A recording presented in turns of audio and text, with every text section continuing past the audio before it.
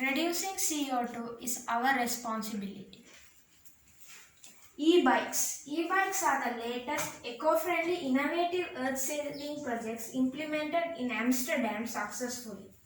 Energy formed through pedaling is saved in the bike, and then this energy is transferred to the main power plant when they are brought and parked in a certain framework especially designed for retrieving energy and converting it to electricity.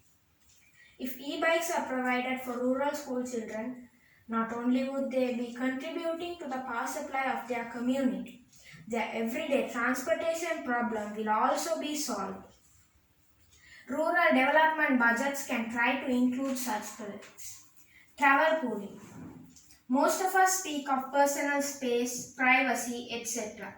Children like us grow up concerned about our needs alone, not knowing the hardship of others around us. Adults refuse to adjust according to others around them. In fact, it is this self-centeredness that has led to the destruction of the ecosystem, exploitation of natural resources, and excessive carbon in the atmosphere.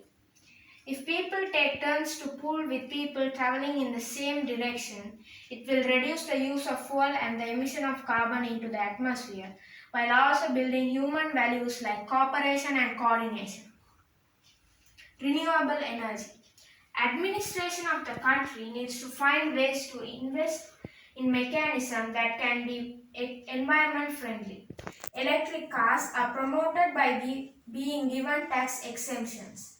But now we need to find environment friendly ways to produce electricity. Maybe the state could give an incentive for those installing solar power units in their homes at the time of purchasing electric cars. More solar power plants can be constructed in arid zones of Sri Lanka. Tidal power plant has still not been thought of in Sri Lanka due to its expenses. But I think expenditure needs to be assessed in relation to the long-term consequences.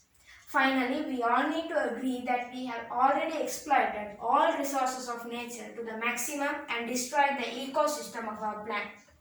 We have long passed the stage of prevention.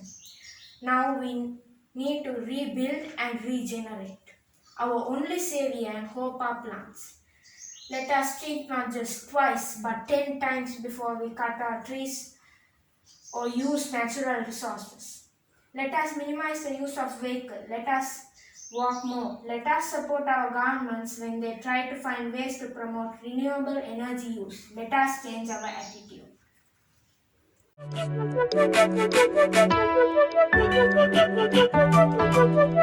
you.